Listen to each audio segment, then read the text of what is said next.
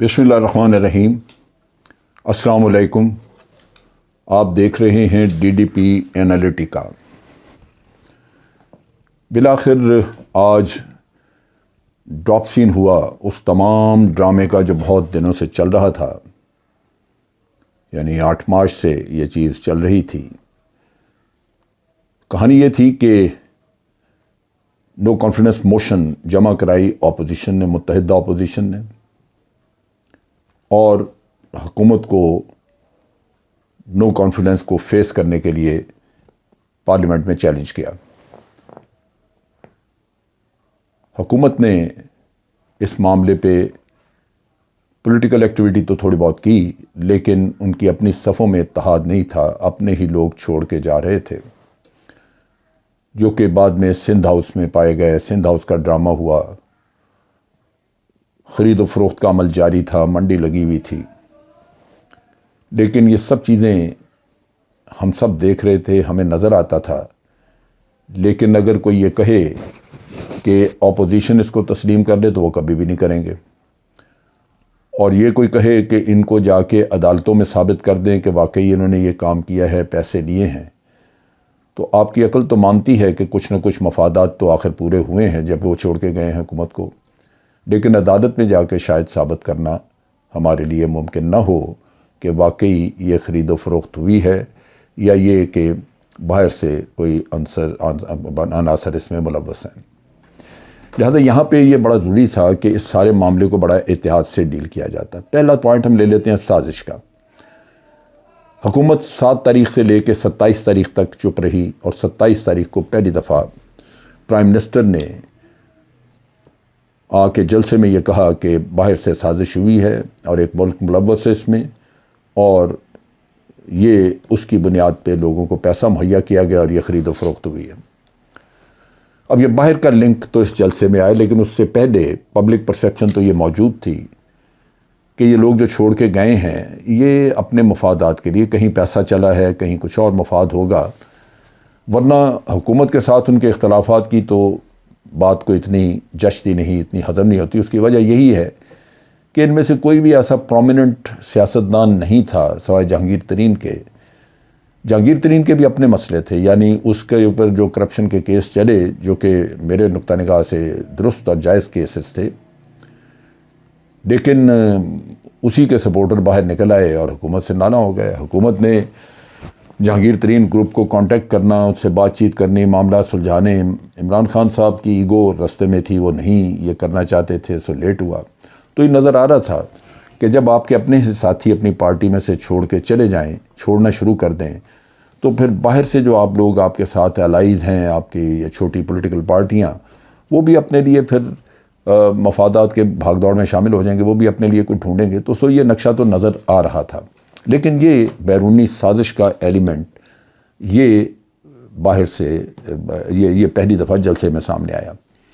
اب ہونا یہی چاہیے تھا کہ شروع دن میں ہی آپ یہاں پہ نیشنل سیکورٹی کمیٹی کی میٹنگ کر دیتے اور اس پہ تحقیقات شروع ہوتی ہیں۔ نیشنل سیکورٹی کمیٹی کی میٹنگ میں 2-3 نکات سامنے آئے۔ ایک تو انہوں نے کہا کہ ہمارے اندرونی معاملات میں دخل اندازی ہوئی ہے۔ دوسرا انہوں نے یہ کہا کہ ہمیں اس ملک کو احتجاج کرنا چاہیے، جس کا ہم نے نام نہیں لیا ابھی تک۔ اور تیسرا یہ کہ پارلیمنٹ کی جو نیشنل سیکورٹی کمیٹی ہے اس میں یہ لے کے جائیں ہم، اور ان کو بریف کیا جائے تاکہ پارلیمنٹ کو آن بورڈ رکھا جائے۔ پارلیمنٹ کی نیشنل سیکورٹی کمیٹی نہیں مل سکی کیونکہ اپوزیشن نے غالباً آنے سے انکار کر دیا۔ جو آپ کا پروٹیسٹ نوٹ تھا وہ اس کی بنیاد یہی تھی کہ ہمارے اندرونی معاملات میں دخل اندازی ہوئی ہے، سازش والی بنیاد نہیں تھی، لیکن اس کو بھی امریکہ نے ماننے سے انکار کر دیا، کیونکہ غالباً ان کا خیال یہ ہے کہ ہم نے سرکاری طور پہ کوئی بھی ایسی بات نہیں کی، نہ ہی ہم نے کوئی سرکاری طور پہ لکھ کے کوئی حکومت کو دیا ہے۔ لہٰذا حکومت اگر ہمارے کسی عہدیدار کی بات چیت سے یہ بات اخذ کر رہی ہے تو امریکی حکومت اس کی ذمہ داری نہیں لے رہی۔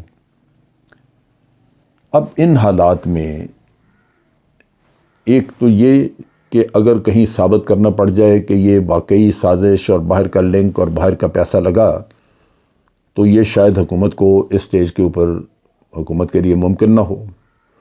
اس کے لیے تجاویز تھیں کہ ایک جوڈیشل کمیشن مقرر کیا جائے جو تحقیقات کرے، اور جوڈیشل کمیشن دونوں چیزیں ہو سکتی تھیں۔ اگر وہ جوڈیشل کمیشن یہ کہہ دیتا کہ کوئی سازش باہر سے نہیں ہوئی تو حکومت کا معاملہ سارا ٹھپ ہو جاتا ہے، اس کا بیانیہ ختم۔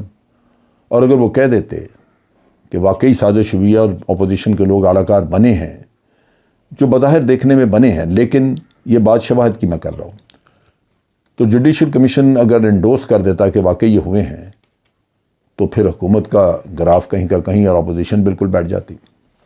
اب یہ صورتحال نہیں آئی کیونکہ نہ کوئی کمیشن بیٹھا، نہ کوئی تحقیقات ہوئیں، نہ کسی کے بیان لیے گئے، نہ جن پہ شک ہے ان کو بلا کے پوچھا گیا، کوئی عمل یہاں پہ نہیں ہوا۔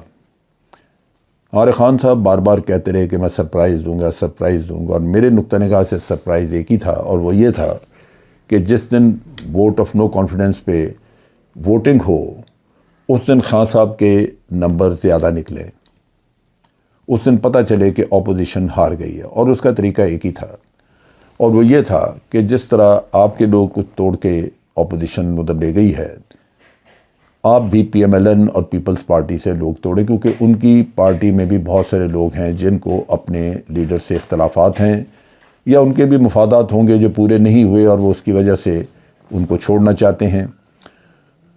ادھر ان کی پارٹی سے جو نکلے ہوئے تھے پی ٹی آئی سے، ان کو واپس لانے کی کوشش دوبارہ کی جا سکتی تھی، ان میں سے کوئی آ جاتے تو آپ کے نمبر اتنے ہی بہتر ہو جاتے، اور ادھر سے پی ایم ایل این اور پیپلز پارٹی کے کچھ آ جاتے تو آپ کے نمبر بہت بہتر ہو جاتے، نو کانفیڈنس کو شکست ہو جاتی۔ لیکن یہ محنت کا کام تھا، یہ کرنے کے لیے ضروری تھا کہ آپ اتحادیوں کو اپنے ساتھ رکھیں۔ اتحادیوں میں ایم کیو ایم کو ساتھ رکھنا اور کیو لیگ کو ساتھ رکھنا بڑا ضروری تھا۔ بر وقت ان سے بات چیت کر کے ان کے مطالبات مانے جاتے ہیں، وہ نہیں مانے گئے۔ آپ نے بڑا آخر میں بڑا دیر سے آ کے پرویز الہی کو کہا کہ آپ چیف منسٹر بنیں، جس کی وجہ سے وہ اب بھاگ دوڑ کر رہے تھے، اور اگر ان کو 5 7 10 دن مل جاتے تو میرا پورا یقین ہے کہ وہ ایک پرانا مجا ہوا سیاستدان ہے، وہ نون لیگ کے لوگوں کو توڑ کے لے آتا۔ اس لحاظ سے آپ کی بڑی واضح ایک وکٹری ہو جاتی، لیکن یہ نہیں ہوا۔ اب یہ ہے کہ یہ کس نے مشورہ دیا حکومت کو کہ آپ یہ طریقہ اختیار کریں جو بھی آپ نے کیا؟ ہماری حکومت جو کہ عمران خان ایک مخلص ایماندار وزیر اعظم تھا، بدقسمتی اس کی یہ کہ اس کو مشیر کبھی بھی بہت اچھے نہ میسر آئے، اور آج بھی یہ مشورہ جس نے دیا وہ میرے خیال میں یہ درست مشورہ نہیں تھا۔ لیکن خان صاحب چونکہ گھرے ہوئے انہی لوگوں میں جو ایسے مشورے دیتے ہیں تو وہ بات کہیں کی کہیں چلے جاتی ہے۔ اب اس میں آپ دیکھ لیجئے کہ مثمرات کیا ہے۔ اسپیکر نے فوری طور پہ یہ سٹانس لے کے کہ چونکہ یہ تحریک جو دی گئی ہے نو کانفیڈنس موشن کی، اس کے پیچھے ایک سازش ہے، لہٰذا میں اس تحریک کو مسترد کرتا ہوں، اور خان صاحب نے الیکشن اناؤنس کر دی۔ الیکشن اناؤنس کرنا بڑا ٹھیک ایکشن ہے، یہ بہت دفعہ حکومت کو پہلے بھی کہا گیا۔ اب الیکشن اناؤنس کرنا تو بالکل درست ہے، لیکن کیا اپوزیشن یہ تسلیم کر لے گی کہ واقعی ان کی تحریک کے پیچھے سازش تھی؟ اگر تھی بھی تو وہ کبھی نہیں مانیں گے، کیونکہ ان کو پتہ ہے کہ ثابت کرنا مشکل ہے۔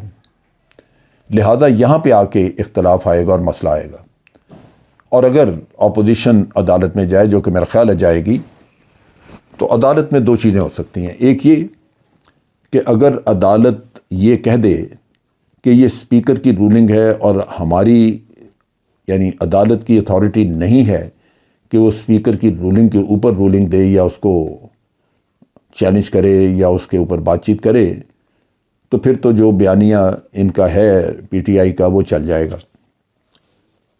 لیکن اگر عدالت کہے کہ واقعی ہم شواہد دیکھنا چاہتے ہیں جس سے ہمیں پتہ چلے کہ واقعی باہر کے لنکیجز تھے اور امریکہ نے سازش کی اور پیسہ یہاں دیا گیا، تو میرا نہیں خیال کہ کوئی ایسے شواہد فوری طور پہ میسر ہیں کہ حکومت ان کو پیش کر سکے۔ اس صورت میں اگر انہوں نے اسپیکر کی رولنگ کو غیر قانونی قرار دے دیا تو آپ سوچئے کہ خان صاحب کی جو حیثیت ہے وہ کیا رہ جائے گی۔ اس سے زیادہ عقل مندی کا فیصلہ یہ ہوتا کہ اگر آپ نمبر بڑھا نہیں سکے اپنے تو اس موشن کو چلنے دیں۔ یہ موشن کامیاب ہو جاتی، آپ کو ہٹا دیا جاتا تو آپ کا بیانیہ پھر بھی یہی رہتا کہ مجھے ہٹایا گیا ہے صرف اس سازش کی بنیاد پہ جو کہ باہر سے ہوئی۔ اس میں آپ کو اس سازش کو ثابت کرنے والا عمل کرنے کی کوئی ضرورت نہیں تھی، کیونکہ یہ ایک پبلک پرسیپشن تو موجود ہے، ہم عوام تو سب سمجھتے ہیں۔ تو پبلک میں جو پرسیپشن تھی آپ کو اسی تک رہنا چاہیے تھا، اس کی بنیاد پہ آپ الیکشن لڑتے۔ ان اینی کیس جو بھی حکومت آگے آتی، وہ پہلی بات تو یہ کہ حکومت بنانا آگے مسئلہ تھا۔ یہ پولیٹیکل پارٹیوں کا مرغوبہ جو اکٹھا ہوا پڑا ہے، ان میں کون سی چیز مشترک ہے؟ سب بھگیاڑ ہیں، سب اپنے منہ کھول کے بیٹھے ہوئے ہیں اقتدار کے لیے۔ تو ان کو یہی پتہ لگ جاتا اگلے 2-3 مہینوں میں نہ یہ مہنگائی ختم کر سکتے تھے، مہنگائی ختم ہو نہیں سکتی، نہ یہ اور مسائل جو ہیں جو خان صاحب کے لیے بھی حالات نے پیدا کیے، کرونا کی وجہ سے آئے، وہ کیا ان کے پاس جادو کا چراغ ہے کہ یہ ختم کر دیتے؟ یہ نہیں کر سکتے تھے۔ اور پی ٹی آئی کو مزید موقع ملتا کہ وہ ان کو گندہ کرتی کہ دیکھیں پہلے تو سازش کی، اب عوام کا نام لے کے جو یہ سیاست کرتے نہیں ہیں کہ مہنگائی یہ پوری نہیں کر سکے، تو ان کا بالکل ملیامیٹ ہو جاتا۔ اگلا الیکشن آپ بہت زیادہ میجورٹی سے جیت سکتے تھے۔ آج عمران خان کی پاپولیرٹی پہلے کی نسبت کہیں بہتر ہے، لیکن یہ پاپولیرٹی گراف خراب ہو سکتا ہے، یہ گر سکتا ہے اگر عدالت سے یہ فیصلہ آ جائے کہ کوئی سازش نہیں ہوئی، پھر آپ کیا کریں گے؟ تو اس لحاظ سے میں سمجھتا ہوں کہ جو آج قدم اٹھایا گیا ہے یہ کوئی بہت دانشمندانہ قدم نہیں ہے، جس کی وجہ سے عمران خان جو کہ ایک اچھا لیڈر ہے اس کا نقصان ہو سکتا ہے، اور وہ نقصان ایک قومی نقصان ہے، ہمیں سمجھنا ہوگا۔ مصیبت یہی ہے کہ ایڈوائزر جب تک آپ مخلص، اچھے، صحیح ایڈوائزر اپنے ساتھ نہ رکھیں، آپ کے لیے پریشانیاں، مشکلات بڑھ سکتی ہیں۔ آج کے لیے اتنا ہی۔ افواج پاکستان زندہ باد، پاکستان پائندہ باد۔